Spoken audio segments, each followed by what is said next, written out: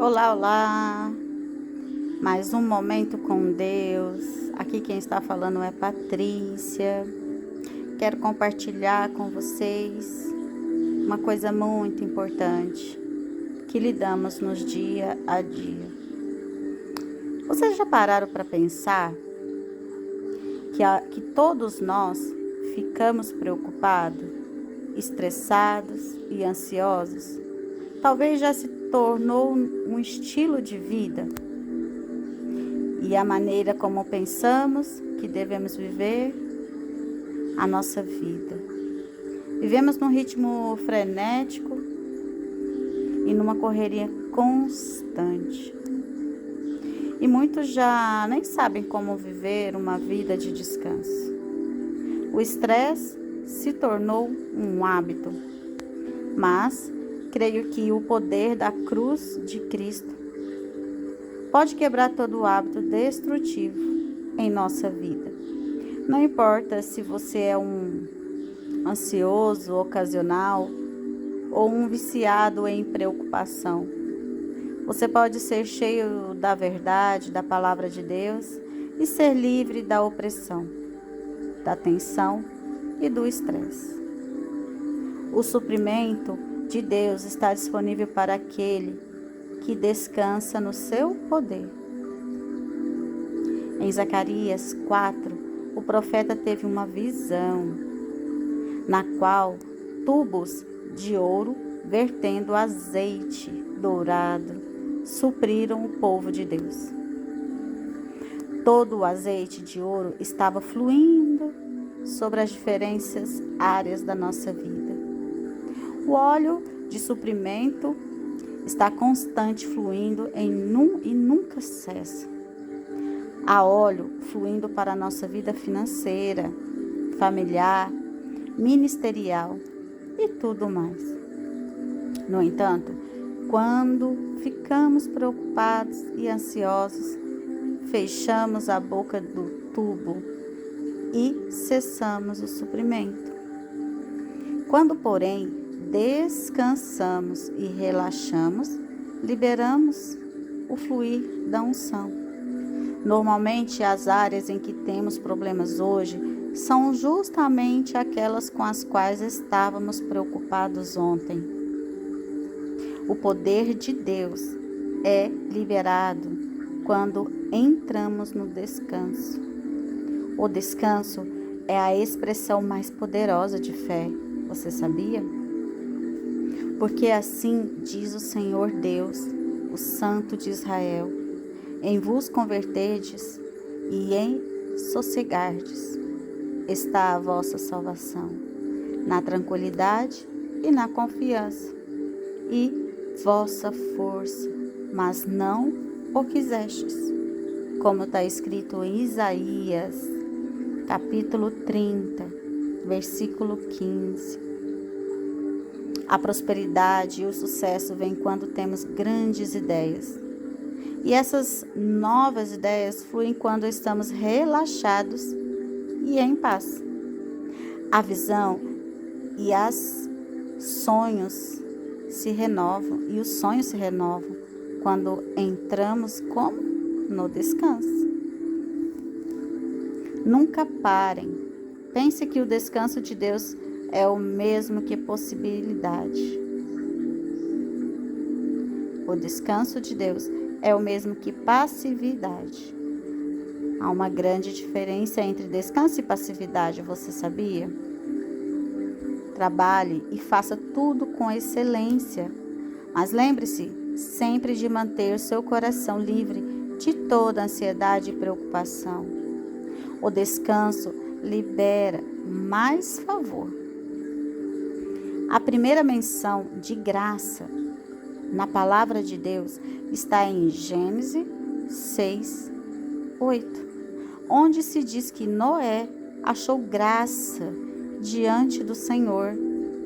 Todas as vezes que algo é mencionado pela primeira vez na Escritura, há uma importância espiritual, você sabia? A relação aqui está no significado do nome de Noé. O nome de Noé é Noash, no grego, no hebraico. e literalmente significa descanso. Que legal, hein? Então podemos dizer que o descanso achou graça diante do Senhor. Quando você está no descanso, você recebe mais favor da parte do Senhor. Graça significa que você não está trabalhando, mas Deus está trabalhando por você. Quando você descansa nele, você vai vê-lo operando a seu favor. A coisa mais importante que podemos ter na vida é o favor de Deus. Por isso, precisamos lutar contra a preocupação e a ansiedade, pois ela anula o favor do céu. O descanso é o mais elevado estilo da santidade. A palavra hebraica para santificar é kadash, que significa ser separado, ser consagrado.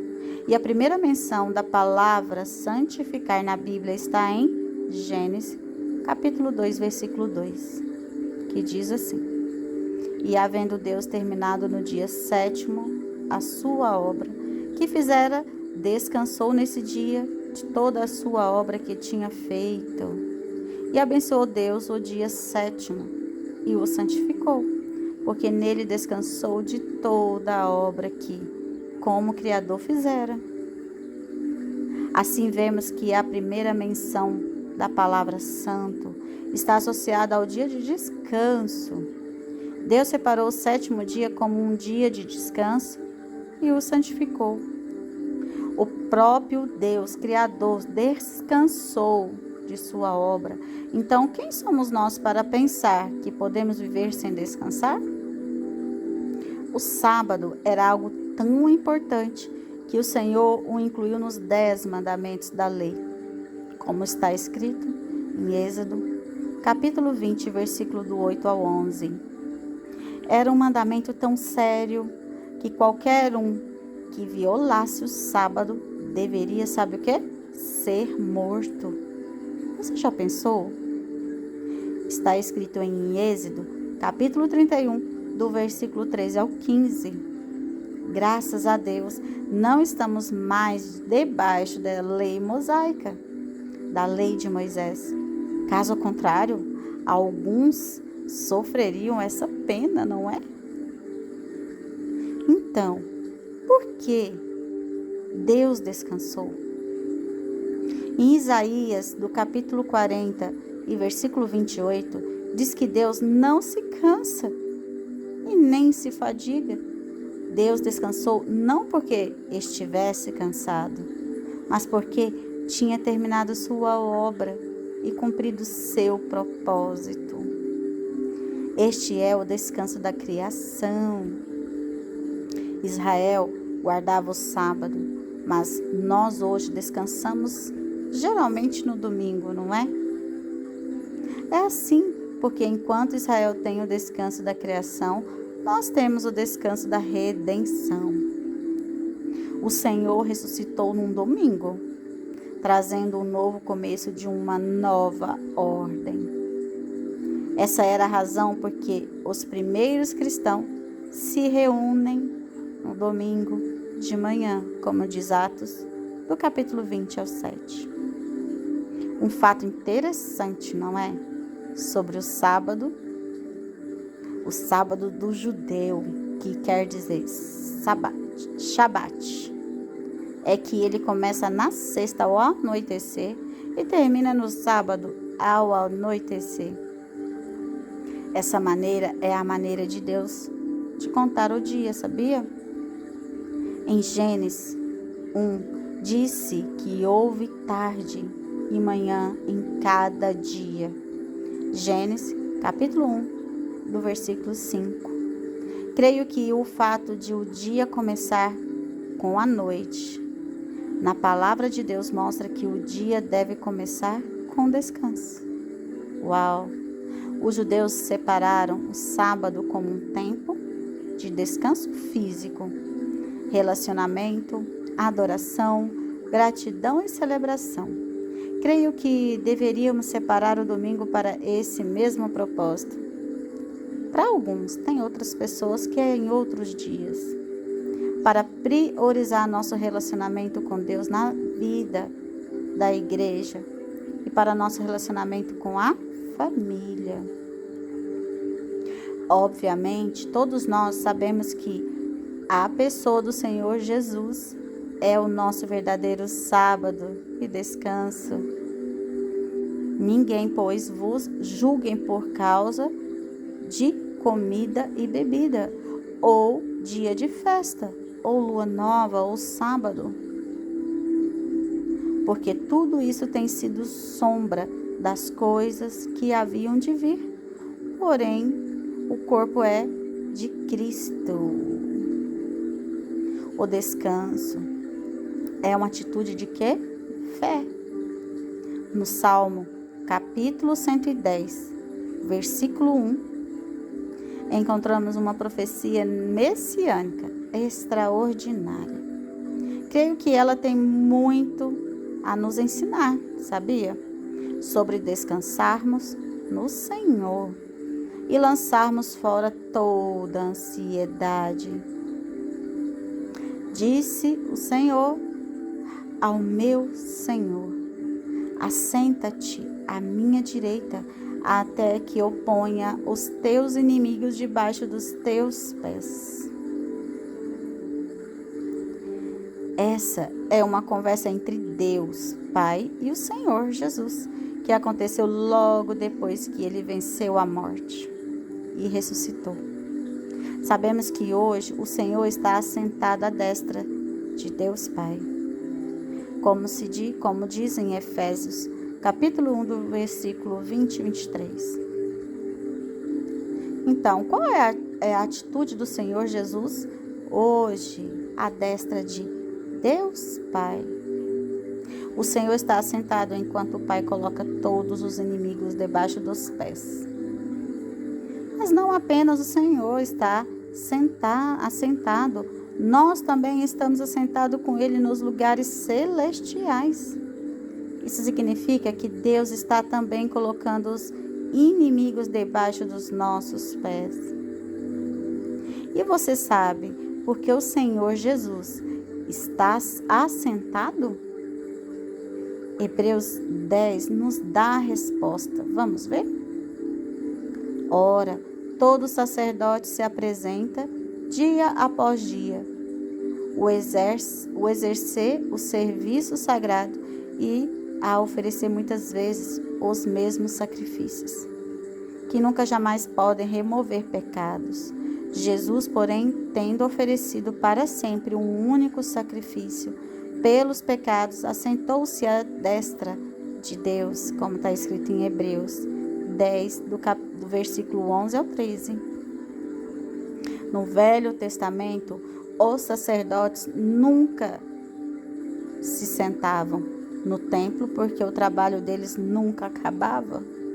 Os sacrifícios que eles ofereciam não podiam remover pecado. Entretanto, o Senhor Jesus se assentou porque sua obra foi terminada por meio de seu sacrifício perfeito na cruz.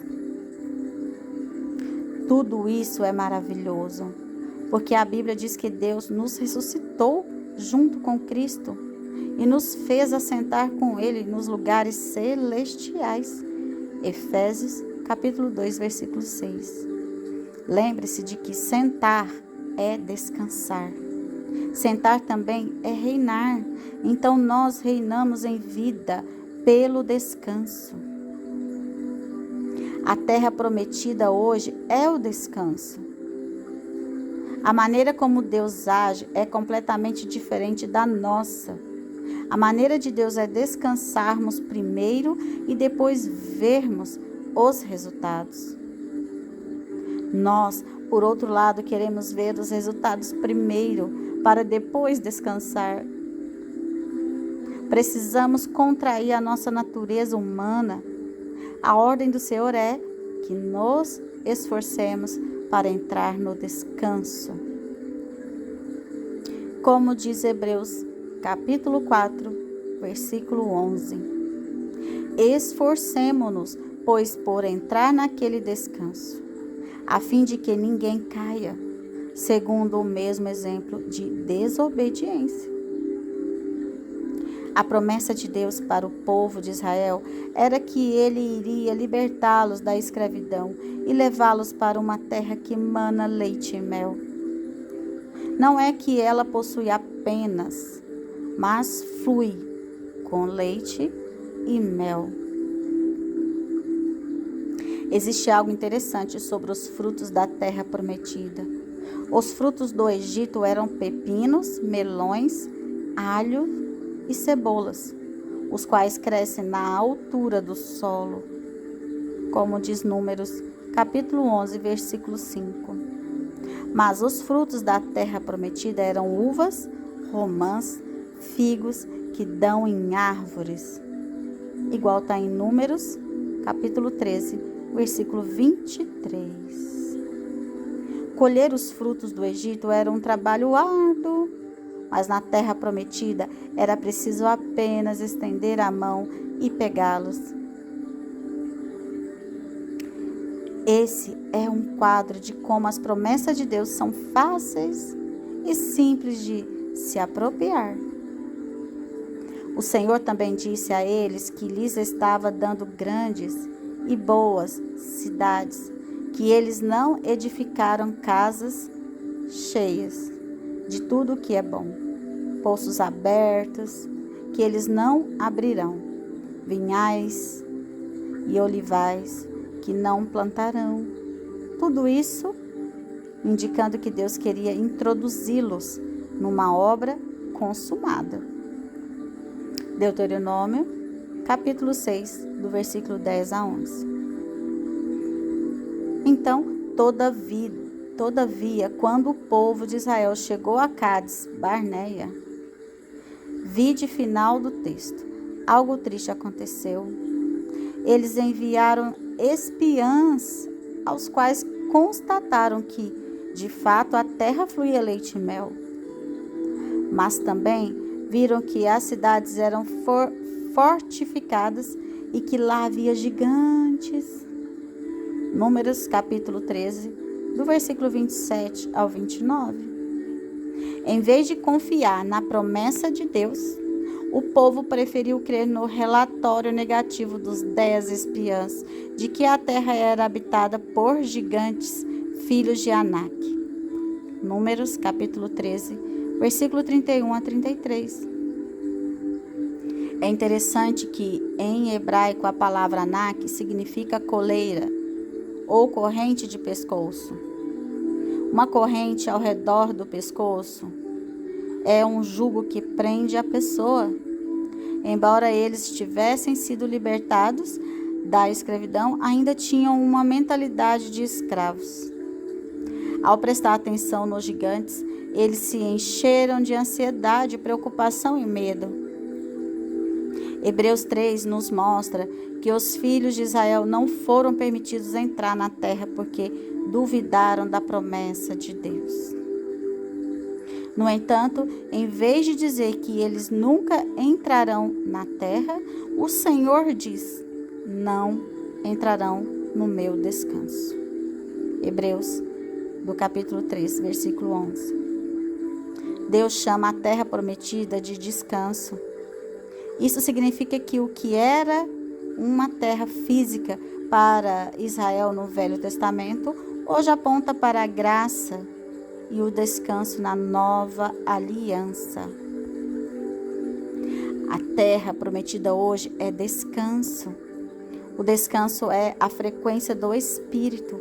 Muitas vezes ficamos nos perguntando por que o Espírito Santo parece não falar com alguns cristãos que vivem derrotados em algumas áreas de sua vida. Creio que a explicação é que o Espírito Santo fala conosco numa determinada frequência, que eu chamo de frequência da paz. Assim como você não pode ouvir uma determinada estação de rádio se não estiver na frequência correta. O Espírito Santo não pode lhe ensinar algo se você não estiver sintonizado na frequência da paz e do descanso. Porque eu digo isso? Porque logo depois de o Senhor dizer que o Espírito Santo viria para nos ensinar todas as coisas, ele disse: deixo-vos a paz, a minha paz vos dou. Não vou-la dou como o dá o mundo. Não se turbe o vosso coração, nem se atemorize. Jó, capítulo 14, versículo 27. O verso 26 está intimamente relacionado à paz do verso 27. O Espírito Santo fala conosco na frequência da paz e do descanso. Ele nos ensina a respeito de todas as coisas quando estamos seguindo as pegadas do Príncipe da Paz. E à medida que você caminha nessa paz, seu coração é guardado da ansiedade. O trabalho deve ser no descanso. A vontade de Deus é que experimentemos as bênçãos de Salomão. Davi, seu pai, havia subjugado todos os inimigos, por isso Salomão pôde desfrutar de descanso de todos os lados. Ele não tinha nem inimigo e nem adversidade alguma. Esse é o descanso de Deus. Como diz 1 Reis, capítulo 5, do versículo 4 ao 5. Porém, a mim, o Senhor, meu Deus, me tem dado descanso de todos os lados. Não há nem inimigo, nem adversidade alguma. Pelo que intento edificar uma casa ao nome do Senhor, meu Deus, como falou o Senhor a Davi, meu pai, dizendo: teu filho, que porei em teu lugar, no teu trono, esse edificará uma casa ao meu nome. Por causa do descanso, ele pôde edificar a casa para Deus. Creio que precisamos desfrutar da bênção de Salomão se desejarmos edificar casa para Deus nesse tempo. O Senhor, Deus, é conosco, Davi, o qual já derrotou todos os nossos inimigos. Assim podemos desfrutar de descanso de todos os lados para podermos edificar com liberdade. Precisamos lutar para entrar no descanso de Deus. Lute contra a ansiedade e a preocupação. Lute contra toda incredulidade que o leva a perder a paz do descanso. Viva esse maravilhoso paradoxo de se esforçar para descansar. O descanso será a sua força. Esse é o princípio do descanso. A obra de Deus já foi completada. Quando criou o homem, Deus o colocou num jardim que já estava pronto. Quando levou o povo para Canaã, Deus o levou para cidades prontas. Cristo disse que está consumado. Assim, a obra de Deus está pronta. Nossa posição é de permanecer na vitória que já nos foi conquistada. Precisamos constantemente aceitar o convite do Senhor para irmos a Ele, a fim de acharmos descanso para a nossa alma. Mateus, do capítulo 11, versículo 28 ao 30, diz assim: vinde a mim todos os que estáis cansados e sobrecarregados, e eu vos aliviarei. Tomai sobre vós o meu jugo e aprendei de mim, porque sou manso e humilde de coração, e achareis descanso para a vossa alma, porque o meu jugo é suave e meu fardo é leve. Então, vai ficar umas perguntinhas aí. Qual é a expressão mais poderosa de fé que podemos ter?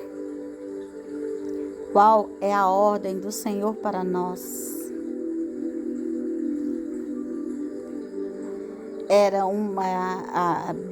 Barneia era uma antiga cidade do Oriente Médio, conforme a Bíblia, chamada também de Emispate. Se estendia pelo noroeste da Península do Sinai, ao largo da fronteira nordeste do Egito e da costa oriental. Lá habitavam os Amalequitas ou Amalecitas, que são um povo árabe procedente de Amaleque, filho de Elifaz e neto de Esaú.